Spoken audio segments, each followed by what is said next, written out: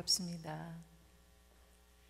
온 세상을 품는 약속교회에 이렇게 함께 와서 이야기를 나눌 수 있다고 하는 것이 참 감격스럽습니다. 보통 새벽 기도들을 많이 하지만 특별히 오늘은 예수님의 고난을 피조물의 고통과 함께 묵상하시고 부활의 기쁨을 함께 이제 나누는 여러분들 앞이라서 이 온 세상을 품는다고 하는 것이 여러분들을 통해서 세상에 온전히 전해질 것이다라고 하는 생각이 들어서 더욱 기쁜 것 같습니다. 성령 강림절까지 50일 동안 이 기쁨이 우리만의 것이 아니라 온 세상에 있는 모든 사람만이 아니고 모든 피조물들이 다 이 기쁨을 누릴 수 있게 하는 그런 기간이 될 수 있었으면 참 좋겠습니다. 저희 기독교 환경교육센터 살림은 동일한 비전을 갖고 있는 것 같아요. 오늘 와보니까 아까 읽으셨던 요한복음 10장 10절의 말씀, 생명을 주고 그 생명을 풍성히 누리게 하려고 오셨다고 하는 그 비전의 말씀을 가지고 모두가 그 기쁨을 그리고 온전한 생명을 풍성히 누리기까지 교육하고 실천하는 일을 하겠다. 끝이 빨리 왔으면 좋겠어요. 모두가 그걸 누리는 날이 속히 오기를 바라면서, 일이 중요한 게 아니기 때문에 속히 그날이 오기를 바라면서 기도하며 이 일들을 하고 있는데요. 저희가 하고 있는 일 중에 어떻게 보면 가장 중요하다고 여기는 것이 지난 40일간 여러분들이 하셨던 탄소금식. 지금의 시대가 기후위기 시대라고 얘기를 하지 않습니까? 이 기후위기를 초래하는 가장 큰 원인이 우리가 일상생활을 통해 산업활동을 통해서 배출하는 탄소 때문일 텐데, 이 배출량이 너무 많아서 그것을 줄이는 일을 믿는 이들이 앞장서서 하도록 안내하는 일을 저희가 해왔는데요.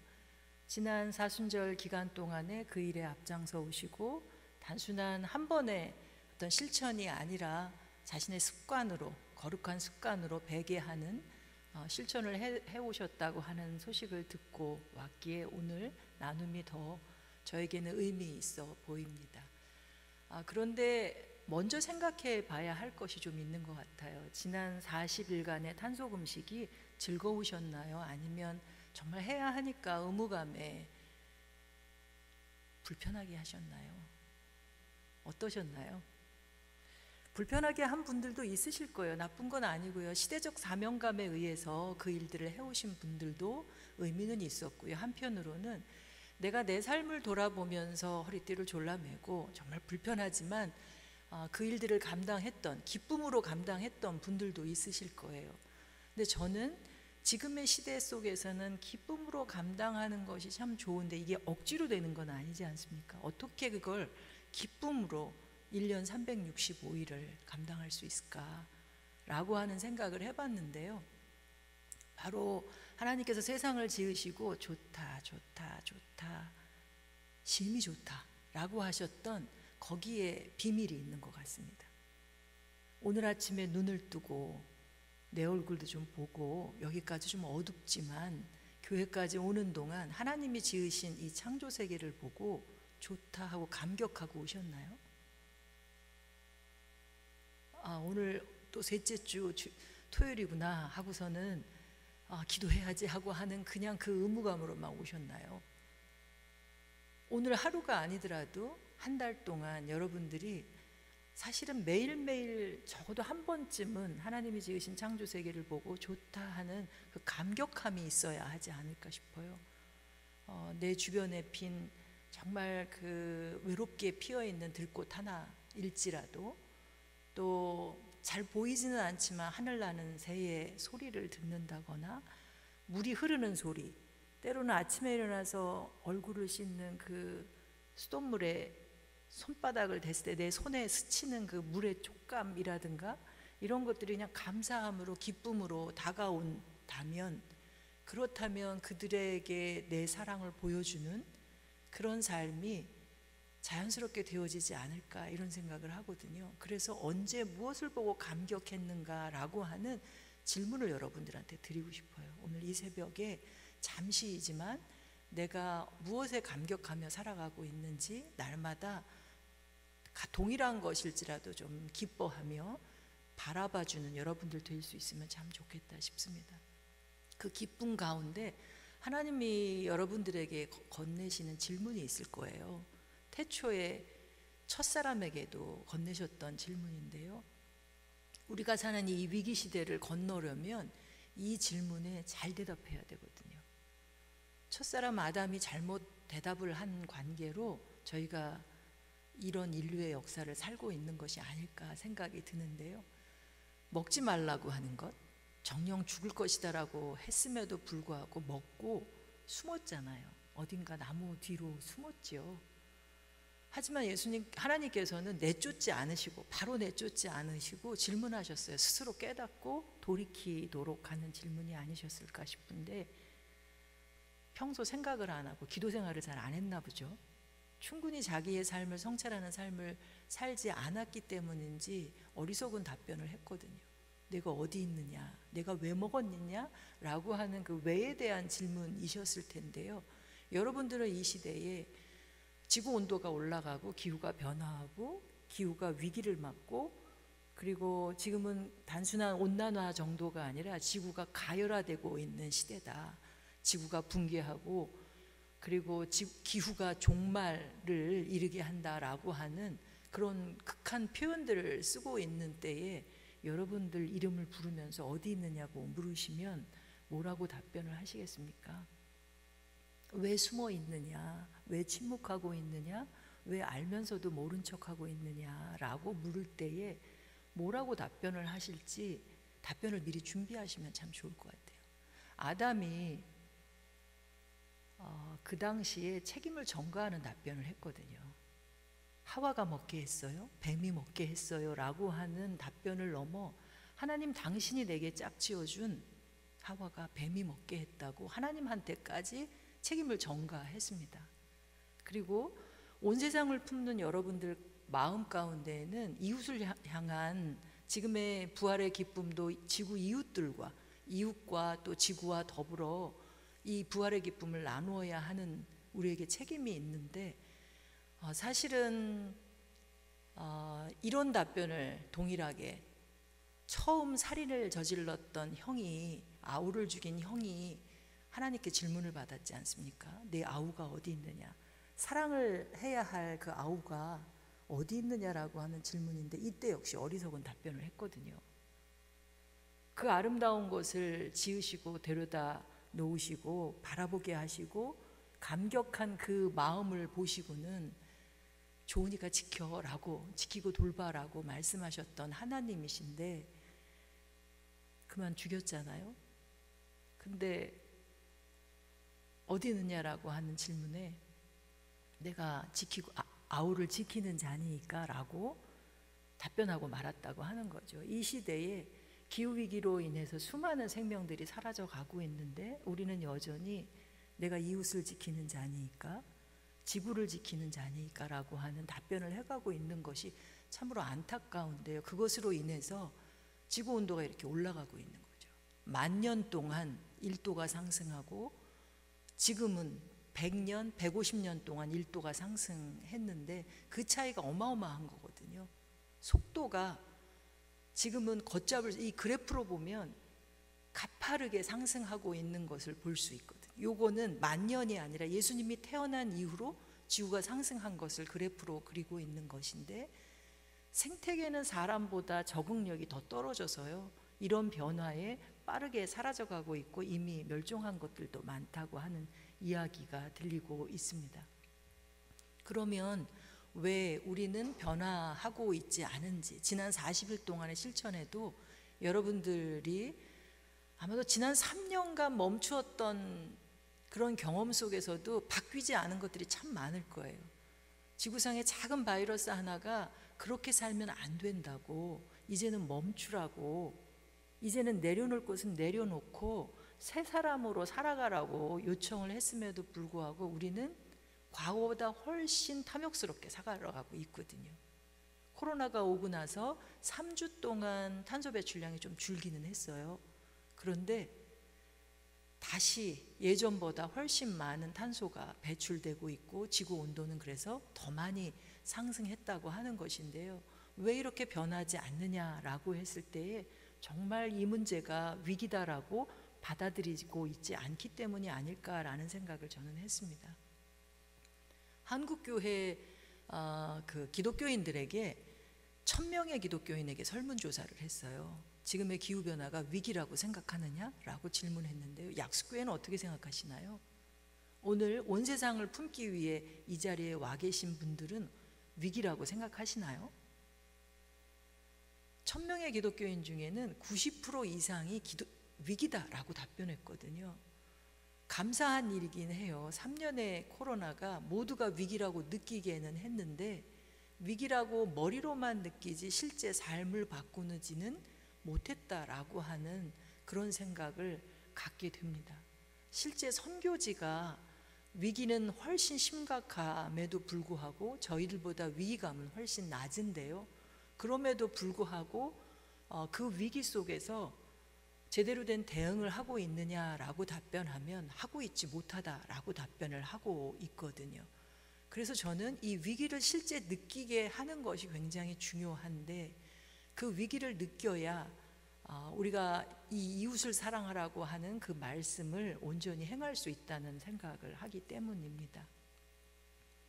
성경에서 사랑하라고 하는 그 단어 하면 딱 떠오르는 구절이 있으시지요? 어느 부분이신가요? 선한 사마리안 비유 기억나시죠? 강도 만난 이웃. 오늘 이 시대에는 누가 강도를 만났다고 생각하시는지요? 혹 그 강도 만난 사람들을 여러분들이 그냥 지나치지 않고 사랑으로 돌보신 경험들이 있으신가요? 내 몸과 같이 사랑하라고 하셨고 그 강도 만난 이웃이 결국은 나이기 때문에 사랑하라고 하셨던 것이 아닐까 생각하고 예수님도 오고 싶지 않았던 길이었고 하나님조차도 보내고 싶지 않은 길이었지만 예수님을 보내신 독생자를 보내신 이유가 세상을 사랑하셨기 때문이지 않습니까? 근데 그 세상이 인간이 아니었거든요. 온 세상을 품는 여러분들이 품고 계신 그 세상처럼 온 우주 삼라만상, 원어로 보면 코스모스라고 해요. 우주거든요. 그렇게 크신 하나님인데 우리는 나를 사랑하셨고 우리 믿는 사람을 사랑하셨고 인간만을 사랑한 하나님으로 좁혀 이해하고 사랑을 지금까지 해온 것이 아닌가 이런 생각을 하는데요. 우리 온 세상을 품는 약수교회에서는 그 이웃이 특별히 강도 만난 이웃이 누구인지를 제대로 보고 그 이웃을 어떻게 사랑할 건지를 생각하시면 참 좋을 것 같아요. 이게 명화인데요. 렘브란트가 그린 선한 사마리아인 비유고 하나는 고흐가 그린 선한 사마리아인 비유입니다. 사랑을 하는데도 혼자 사랑을 한 것이 아니고요. 이 고흐 그림에 보면 당나귀조차 초대해서 사실은 우리보다 그는 자신의 생명을 내놓고 지금 오늘 하루도 여러분들 음식 드시고 물 마시고 공기를 마시는 것이 그들이 없었다면 우리가 누릴 수 없는 것이고 살아갈 수 없는 것인데 바로 이 고흐 그림 속에서는 강도 만난 사람과 선한 사마리아인만 있는 것이 아니라 당나귀도 있고요. 렘브란트의 그림에 보면 여관 주인도 있습니다. 여러분 곁에 있는 이 사랑을 실천하는 것이 굉장히 기쁜 일인데 혼자 하는 것이 아니라 누군가 계속 초대해서 함께 행할 때에 이 사랑이 온전히 세상을 아름답게 처음 태초에 참 좋다 하셨던 그 모습으로 회복시킬 수 있는 것이 아닐까 이런 생각을 해봤습니다. 그랬을 때 우리가 구체적인 대상을 찾아서 사랑을 해야 할 텐데요. 저는 이 강도 만난 이웃을 크게 보면 세 가지로 구분할 수 있다고 생각해요. 여기 QR코드를 나중에 드리면 한번 진단을 해보셔도 좋을 것 같은데요. 내가 어떤 삶을 살고 있느냐를 보여줘요. 우리 교회는 어떻게 예배하고 교육하고 친교하고 봉사하고 있는지를 보여주는 진단지가 여기 담겨져 있거든요. 매년 지구 생태 용량 지수가 발표되고 있습니다. 지구가 한 개인데 여러분들이 지구를 몇 개 사용하고 있는지를 진단을 해줍니다. 여러분들은 하나님이 주신 것만 가지고 필요한 만큼만을 누리고 계신가요? 필요 이상을 누릴 때 누군가는 누리지 못하는 사람이 생기거든요. 어떤 생명은 누리지 못함으로 인해서 주신 것조차 누리지 못하는 것이 생기는데요. 우리나라 사람이 3.5개의 지구를 쓰고 있다고 하는 전문가들의 보고가 있습니다. 평균치입니다. 그 안에서도 5개 이상 쓰는 사람도 있겠죠. 전 세계적으로 보면 9개, 10개를 쓰는 나라들도 있습니다. 과연 하나 이상으로 그렇게 사용한다고 했을 때에 하나조차 못 누리는 이들은 누구냐라고 하는 건데요. 가난한 사람들을 약수교에서도 많이 도와왔을 거예요. 그 가난한 사람이 구체적이 어딘지도 생각해 보고요. 가난한 사람뿐만 아니라 우리의 후손들, 아직 이 땅에 숨쉬고 숨쉬는 자로 오지 않은 후손들까지도 강도 만난 이웃으로 볼 수 있고요. 또 사람의 모양을 하고 있지 않은 수많은 하나님의 피조물들 또한 강도 만난 이웃으로 지금 이야기가 되고 있습니다. 근데 얼마나 탐욕스러우냐면요. 지금이 4월 6일이죠. 벌써 여러분들이 하나님께 허용받은 것을 넘어섰습니다. 그러니까 1년치 연봉을 받는다고 하면 1월 1일 날 받으면 12월 31일까지 다 써야 하는데 우리나라 평균은 4월 1일 날 다 써버려요. 그러니까 지금부터는 아까 얘기한 그 3자의 것을 훔치고 빼앗고 멸하는 가운데 사용하고 계신 거예요. 전 세계 평균은 7월 28일 날 다 쓰거든요. 5개월 동안 도둑질을 하는데 우리나라가 경제 규모가 한 10위권 정도 되잖아요. 한 12위, 13위로 떨어지긴 했는데 이 가운데 우리가 져야 할 책임이 큰데 여전히 아담처럼 하나님 당신이 하면서 하나님이 이 문제를 풀어놓으십시오라고 기도하기에는 우리가 너무나도 탐욕스럽게 살아가고 있다라고 하는 것입니다. 그래서 날마다 좀 비우는 마음도 비우고 실제 내가 가진 것도 비우는 것이 필요하다라고 하는 생각에 그 거룩한 습관으로 몸에 배게 하기 위해서 여러분들이 탄속 음식을 한 것인데 이게 그냥 연례 행사처럼 진행되는 것이 아니라 365일 동안 몸에 배게 하는 일들이 진행되었으면 하는 바람을 가져봅니다. 그런데 이 일을 하는 데 있어서 사랑을 할 때 구체적으로 어디를 집중적으로 바라보며 이 문제를 풀어가야 할 거냐라고 하는 것이 중요한데요. 여러분들은 세상을 바라보면서 온 세상을 품는 가운데 어디를 바라보고 계신가요? 문제를 푼다고 하면 어디서부터 풀어가려고 하시나요? 혹시 사슬로 뭔가 묶어놨을 때 사슬이 풀리는 걸 보신 적 있으신가요? 아니면 댐이 무너지는 걸 보신 적이 있으신가요? 댐이 무너질 때에 어느 부분부터 무너지나요? 보신 적이 없다면 젠가놀이 아시죠? 젠가놀이 하나씩 빼는데 이게 어딘가 흔들리는 것 같은데 그걸 바로잡지 않고 그냥 게임에 어떻게든지 빨리 하려고 뽑아버리면 그냥 와르르 그 부분만 무너지는 게 모든 게 다 무너지거든요.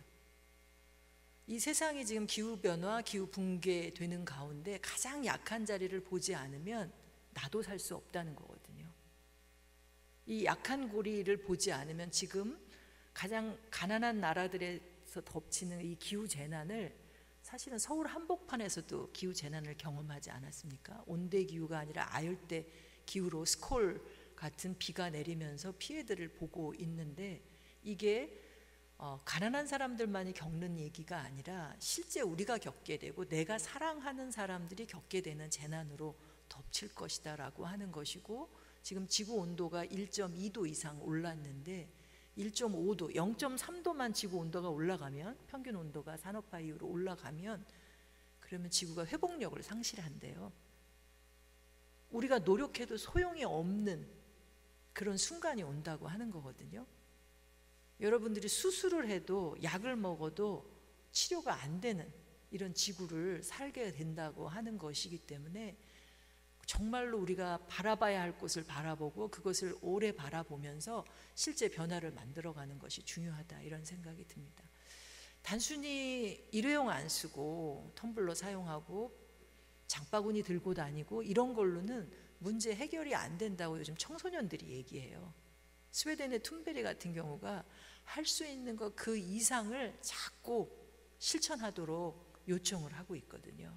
여러분들이 탄소 금식을 40가지를 했다면, 아니면 한 가지로 40일을 실천했다면 그거보다 조금 더, 사순절이 지났으니까 그냥 오케이가 아니고 그거보다 조금 더 나아가는 여러분들이 될 수 있으면 좋겠는데요. 저는 선교지를 한번 바라봐 주십사라는 말씀을 드리고 싶어요.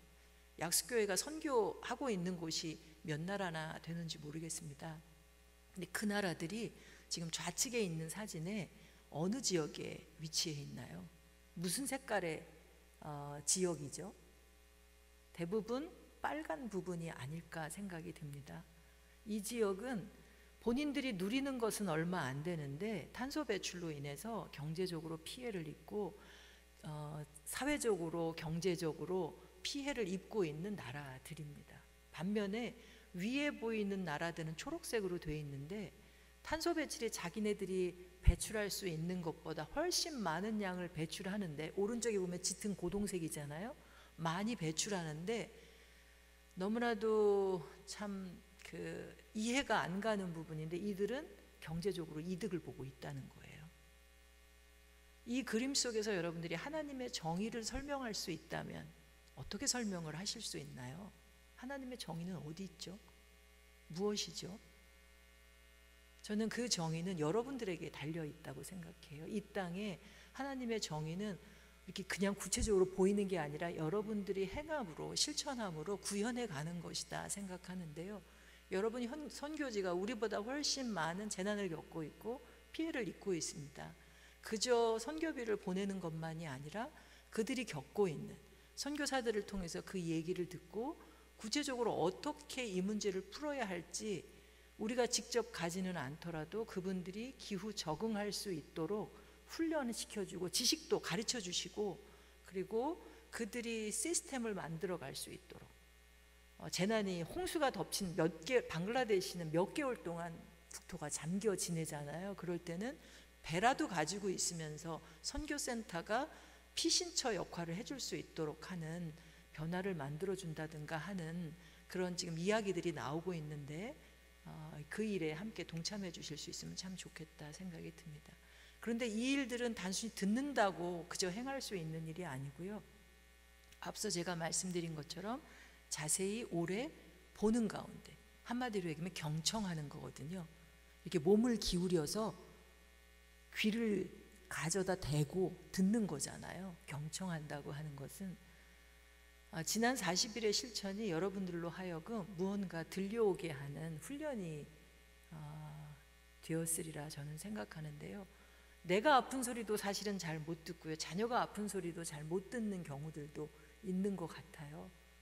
조금 더 날마다 좋음을 아는 사람들로 변화된다면 그 속에서 들려오는 시름소리도, 하나님의 자녀를 향해서 피조물들이 내는 신음소리를 구체적으로 들을 수 있을 거라 생각하는데요. 안 들리면 안 들릴수록 그 앞에 머물러서 자세히 오래 바라보는 시간들을 가질 수 있었으면 참 좋겠습니다. 자세히 보아야 어떻다고요? 나태주 시인의 시를 혹시 모르시나요? 네, 예쁘다 그러잖아요. 오래 보아야 어떻다고요? 사랑스럽다 그러잖아요. 자세히 오래 보면 예쁘고 사랑스럽고 너도 그렇다라고 하는 얘기를 하거든요. 이 땅에 있는 하나님이 지으신 모든 것들은 좋은 것들이거든요. 예쁘다, 사랑스럽다, 하나님이 하신 것처럼 여러분들도 그 좋음을 알고 감탄할 수 있는 여러분들이 돼서 행동하는 여러분들로 갔으면 좋겠고요. 그 가운데 실제 우리의 책임을 인정하고 행동으로 나올 수 있게 될 거라고 생각돼요. 제가 아까 목사님께서 한 30여 년 이 일을 했다고 말씀해 주셨는데요. 제가 처음 이 환경운동을 시작할 때에 국제기구가 하나 만들어졌어요. 기후변화에 관한 정부 간 협의체 들어보셨죠? IPCC라고. 이곳에서 지구 온도가 변하는 걸, 탄소 배출하는 양과 지구 온도가 변하는 거를 계속 측정을 해왔어요. 그러면서 종합보고서를 내왔는데 6차 보고서까지가 지금 나왔거든요. 이 보고서의 첫 번째 목적이 뭐냐면 인간의 행동이 지구 온도 상승하는데 몇 퍼센트의 영향을 미쳤느냐 이거였어요. 첫 보고서가 90년에 나왔어요. 몇 프로나 인간의 책임을 이야기했을까요? 그냥 자연스러운 현상일 수도 있고 인간의 영향을 조금 미쳤을 수도 있고 한 30%를 인정했어요. 근데 3차 보고서가 2000년에 나왔는데요. 그때 66%를 인정했거든요.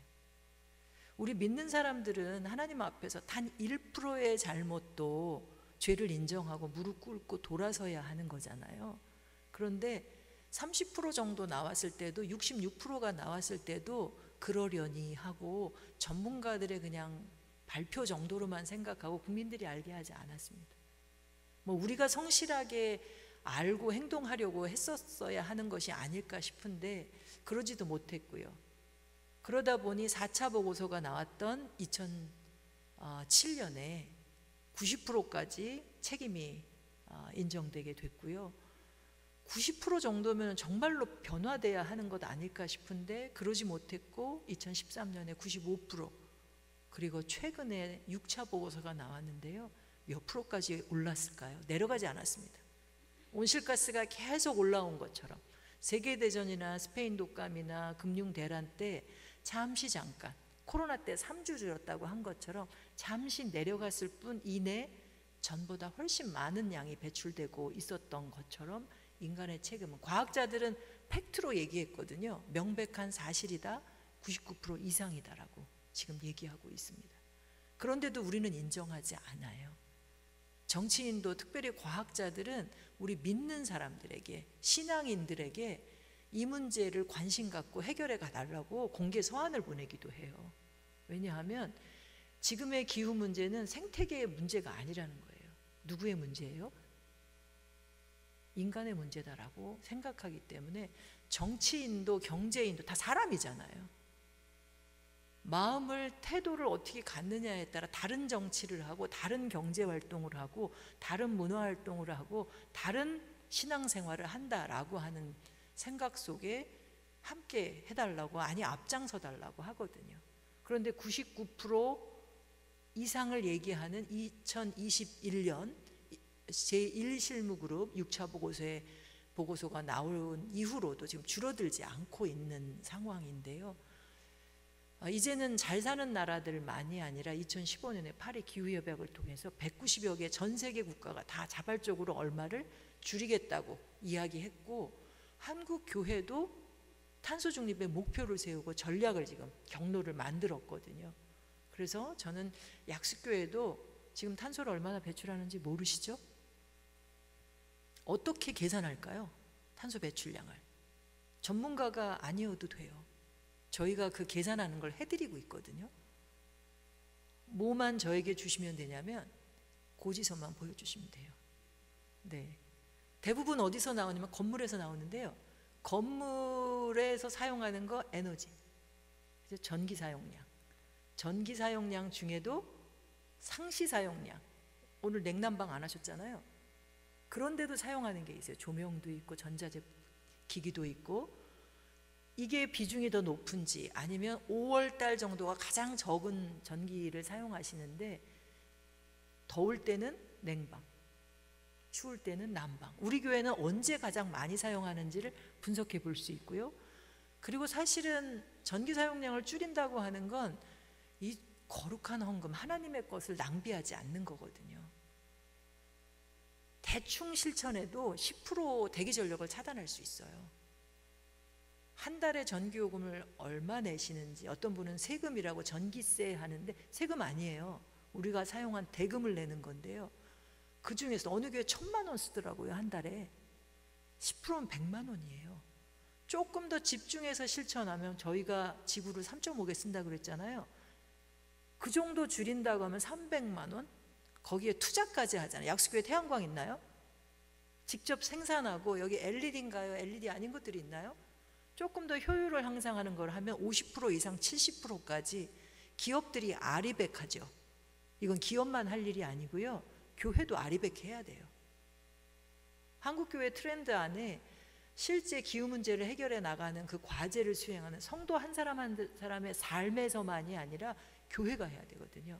오늘 나온 온 세상을 품은 여러분들이 우리 교회의 책임량을 실현해 나가는데 중심에 서주는, 어떻게 보면 약수교회의 3%의 소금이 아닐까 싶은데요. 빛과 소금의 역할을 하는 여러분들이 되실 수 있었으면 좋겠는데요. 물론 당회에서 이 일들을 정책적으로 반영해서 실현해 나가야 하겠지만 소금이 있어야 그 역할을 하거든요. 소금은 바닷물 속에 2.8%? 3% 좀 안 돼요. 전교인이 동의할 필요도 없습니다. 단 3%만 있으면. 환경팀 있으시죠? 우리 교단이 가장 앞서가는 교단이거든요. 이 창조 세계를 돌보는, 탄소 중립을 하는 교회를 세우는 일에 가장 앞서가는 교단이에요. 그 안에서 약수교회가 또한 앞서가는 교회가 될 수 있었으면 참 좋겠다 싶습니다. 그래서 저 그래프를 완전히 꺾어낼 수 있기를 기대하고요. 그럼으로써 1.5도를 지켜내는 여러분들 될 수 있었으면 좋겠습니다. 2015년에 파리 기후협약 때 국제적으로 협약한 데 나오는 숫자예요. 그 이전에는 2도를 지키자 얘기를 했는데 1.5를 얘기한 이유는 1.5가 넘으면 아까 뭘 잃는다고요? 재생력, 회복력을 잃는다고 했거든요.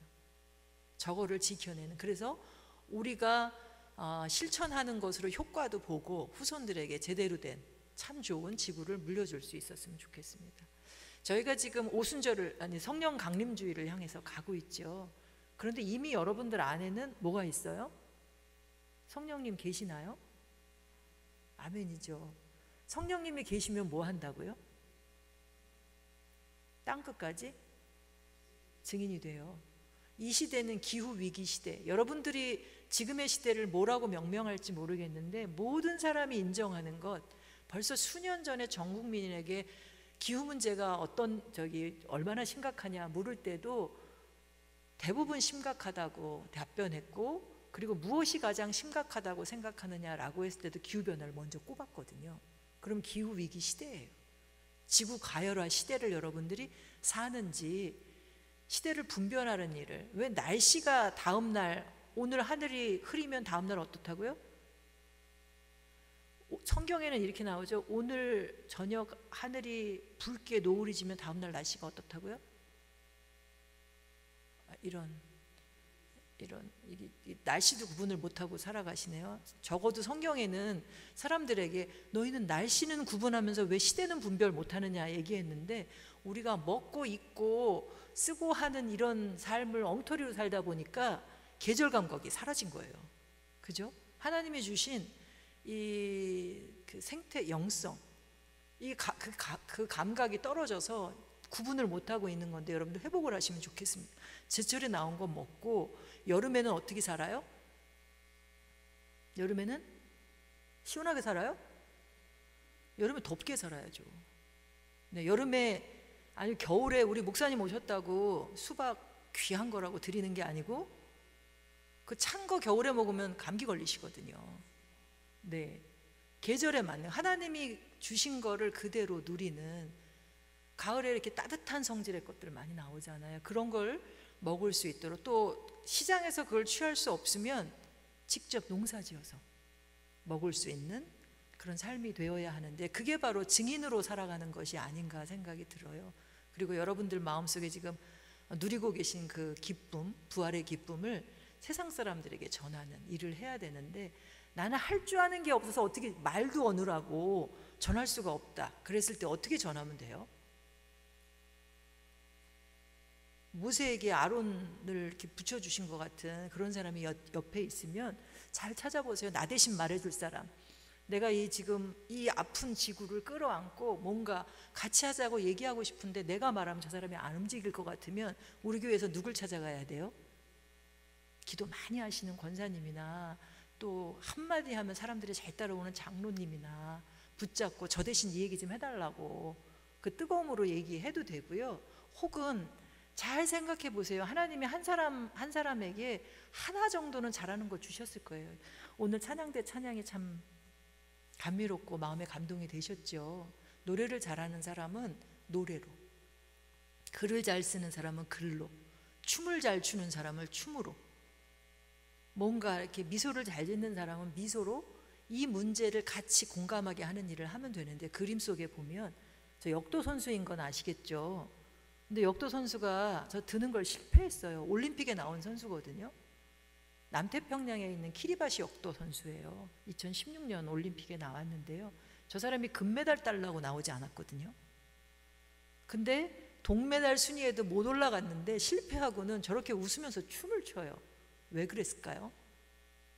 자기가 할 줄 아는 거는 역도기 때문에 올림픽에 나왔는데, 나와서 하려고 한 건 우리나라가 바닷물 속에 잠겨가고 있다는 걸 세상 사람들한테, 본인이 아무리 유창하게 말을 배워서 얘기를 한다고 하더라도, 쓰고 막 고치고 해서 얘기한다고 한들 전 세계 사람들한테 못 전하잖아요. 그런데 이 자리를 빌어서 전 세계 언론이 온 세상으로 전할 수 있도록 요청했다고 하는 거예요. 그래서 약수교회도 이 지역사회, 이 약수동 안에 모든 믿는 이들과 믿지 않는 이들, 종교를 넘어서서 약수교회가 이야기하는 것을 듣도록, 품고 계신 그 부활의 기쁨을 다 들을 수 있도록 하는 일을, 스토리를 하나 만들어서 전하는 교회가 될 수 있었으면 참 좋겠습니다. 그러기 위해서 하루에 한 번씩은 이 얘기를 전하는, 그래야 여러분들이 나중에 하나님의 질문을 건네실, 너 하나님 나라에 갔을 때 너 뭐 하다 왔니? 했을 때 어리석게 답변하는 것이 아니라 제대로 된 답변, 당당하게 하는 답변으로, 내가 신음하는 피조물 앞에 당당히 서서 그가 요청하는 것을 제대로 행하고 왔다고 답변할 수 있지 않을까 생각이 듭니다. 그러기 위해서 연습하는 것으로, 예수님이 세상에 오셔서 이렇게 해라고 하신 게 있어요. 이렇게 살라고 하시는 거를 비유로, 무엇 먹을 거 입을 거 걱정하지 말라 하시면서 뭐 보라고 하셨죠. 뭐죠? 들꽃도 보라고 하셨지만 하늘나는 새를 보라 하셨잖아요. 저는 새를 보면 그렇게 기분이 좋아져요. 그리고 한편으로는 너무 부러운데요, 날고 싶어서. 여러분들은 여기 남산이 가깝죠? 남산에 자주 가시나요? 우리가 사회적 거리두기를 하듯이 생태적 거리두기도 좀 해야 하기는 하는데요, 내가 좋다고, 자녀분 좋다고, 손주가 너무 이쁘다고, 얘도 자기만의 시간을 갖고 싶은데 계속 가서 말 시키고 뭐 너 왜 이렇게 하면 되게 싫어하잖아요. 자연에게도 그 곁을 거닐기는 하더라도 동의를 구하고, 내가 너하고 지금 얘기를 하고 싶은데 너 시간 되니? 라고 물어야 되거든요. 나무에게도 내가 너한테 기대서 얘기를 좀 나누고 싶은데 내 얘기 좀 들어줄래? 라고 하는 이야기를 하고 하면 훨씬 더 다르게 교제가 될 수 있을 텐데요, 새를 보고도 여러분들 그 마음을 한번 느껴봐 주시면 참 좋을 것 같아요. 하늘날은 새를 보라라고 성경에 쓰여 있는데 계속 성경책에 새만, 글자만 보고 있으면 그 느낌이 안 와요. 좀 자연 속을, 숲을 거닐면서, 아까 찬양하셨을 때 나는 숲의 새와 같이 어떻다고요? 기쁘다 그랬거든요. 그 생명들과 교감하면서 그가 돼서 함께 하나님을 찬양하는 시간을 가지면 좋겠는데, 저는 그 새와 그렇게 지내다 보니 터득한 것이, 새처럼 자유로우려면 내 안에 있는 탐욕을, 욕심을 내려놔야 되겠더라고요. 새는 정말 욕심을 안 부려요. 가볍지 않으면 날 수 없기 때문이거든요. 아까 3.5개를 쓴다고 했는데 얼마를 내려놔야 돼요? 2.5개를 내려놔야 돼요. 다 내려놓을 필요 없어요. 생명을 주었으니 그 생명을 누리게 하려고 오신다고 하셨는데, 우리가 빈궁하게 살면서 불편할 이유는 없거든요. 주신 것을 충분히 누려도 돼요, 여러분들. 다만 다른 이가 누릴 거를 내가 도둑질해서 누려서는 안 된다고 하는 거죠. 이제는 도둑질하는 삶을 멈추고 함께 나누는 삶으로 가볍게 사는, 이게 환경운동의 운동이라고 하기보다는 그냥 새처럼 사는, 가볍게 사는 삶이라고 생각하셔도 되지 않을까 싶어요. 우리 교회 역시도 움켜쥐고 우리 교회만 아는 것이 아니라 뭔가 좀 덜어내고 나누는, 우리 교회 몫으로만 생각하고 누리는 그런 삶을 살면 좋겠다 생각이 들고요. 이것을 위해서 기쁨으로 저 인증하는 의, 식, 주, 동, 동은 움직일 동, 심, 마음을 가난한 자는 복이 있다라고 하신 말씀보다 저는 마음에 많이 들어오는 게 마음이 가난한 자는 복이 있다. 가난한 자들 안에서도 계속적으로 부유함 찾는 사람이 있어요. 어느 정도까지는 우리도 최저 빈곤선에서 올려야 하는 것도 있지만 탐욕의 선 이상은 올라가지 않도록 하는 것이 굉장히 어려운 일인데요. 여러분들이 이 얘기를 가지고 아시나요? 생명을 선택하라라는 말씀 기억나세요? 아까 읽었던 말씀. 근데 왜 생명을 선택해야 한다고 그랬죠? 복 받으려고. 그죠? 근데 나 혼자 복 받는 게 아니고 그 앞에 제가 한 5년 전에서야 이 단어가 눈에 들어왔는데요. 내가 살려거든이 아니고 너와 뭐가 살려거든? 후손이 살려거든이거든요.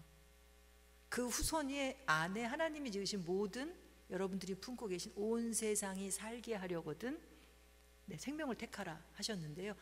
옷을 입을 때 생명을 선택한다는 게 뭐지? 한번 마음속으로 하나만 접어보고 보세요. 어떤 옷을 입어야 생명을 선택하는 거지? 아니면 내가 1년에 몇 벌을 사야 생명을 선택하는 거지? 옷장에 옷은 몇 벌이 있어야 1년가에 2년가에 한 번도 안 입는 옷들이 있으시죠? 어떤 분은 미니멀 라이프 한다고 옷장에 있는 거 싹 치우고 아나바다 한다고 내놓고 또 사시더라고요. 이거 말고요. 네, 그래서 바자회가 답이 아니에요. 먹는 것도 오늘 내가 먹을 좀 이따 드실 거죠? 뭘 먹어야, 얼만큼 먹어야. 그리고 고기보다는 곡채식으로. 전 세계에서 30% 정도의 온실가스는 먹는 것에서 와요. 의류 폐기물도 전 세계에서 생산하는 의류의 3분의 1 정도는 그냥 버려져요. 먹다 버릴 지구는 없다, 옷을 위한 지구는 없다 라고 하는 다큐멘터리를 한번 나중에 교인들과 함께 보시면서 의식주를 어떻게 바꿔야 할지를 한번 함께 토의하면서, 제가 오늘 답을 드릴 수는 없고요. 아무리 제가 답을 드려도 동의가 안 되실 거예요. 여러분들 가운데 자신의 생각과 감정을 교우들, 구역 안에서 이야기하면서 기준을 가지고 서로 한번 실천해 보는 가운데 나 이거 해보니까 안 되더라 하는 얘기도 나누시고요. 나 이거 해봤는데 괜찮더라. 기준을 낮게 재면 쉽게 되시잖아요. 나 이거 되니까 조금 더 해볼란다 라고 얘기하시면서 실천을 해가 보시면 잘 좋을 것 같아요. 그게 스토리텔링 하는 거거든요. 때로는 실패해도 그 실패한 이야기를 자신 있게 나누세요. 그리고 여기 다 어른들만 계시잖아요. 청년들이나 아이들이, 얘네들은 상상력이 뛰어나고 도전 정신이 커갖고요. 어른들한테 그럴 거예요. 나 이거 해보고 싶은데 좀 지원 좀 해달라고. 교회 예산으로 청년부가 이거 해보고 싶습니다. 그거는 안 되는 일이야. 시작도 하지 마 라고 끊지 마시고요. 어떻게 하면 도와줄 수 있는지, 정말 안 될 것 같으면 내가 능력이 안 돼서 이걸 충분히 지원을 못 해줄 것 같은데 뭐 다르게 도와줄 수 있는 건 없을까? 그러면 그들 스스로가 목표를 좀 낮출 거예요. 바꾸어서 다른 생각들을 또 해낼 수 있거든요.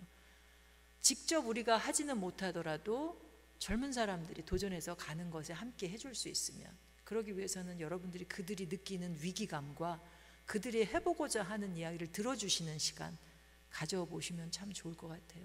그 일이 사실은 여러분들 마을 가운데에서, 교회 가운데에서 충분히 상상되고 행해져야 되거든요. 예수님이 세상에 오셔서 하신 일 기억하세요? 4가지 사역을 하셨거든요.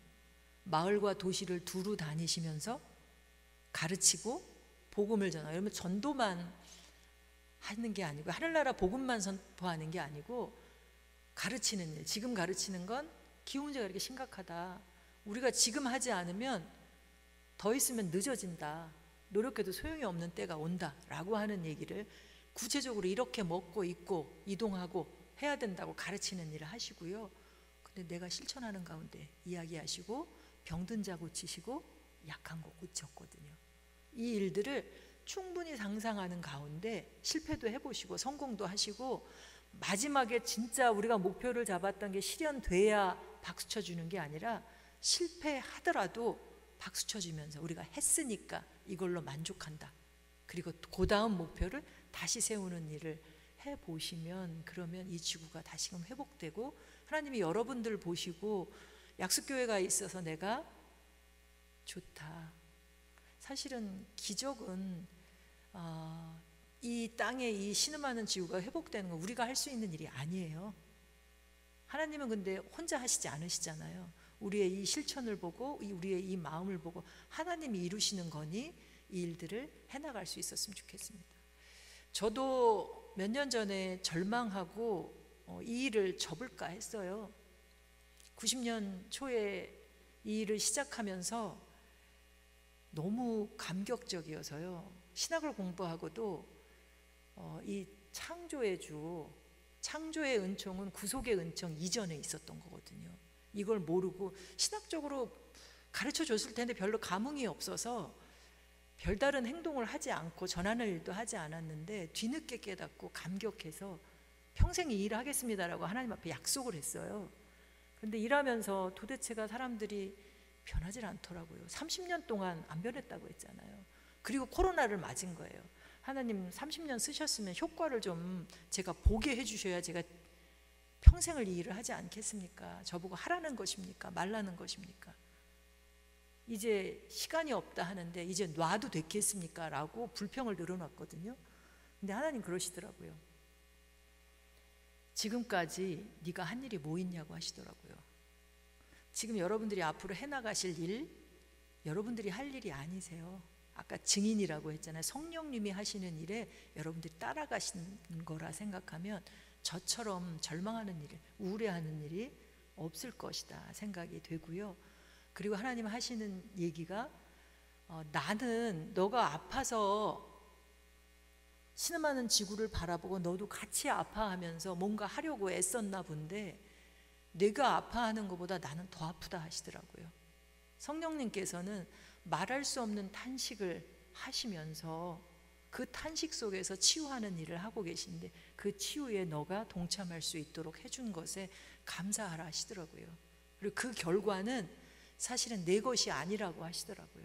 그리고 이미 이 땅에서 내가 그 새 일을 시작했다 하시더라고요.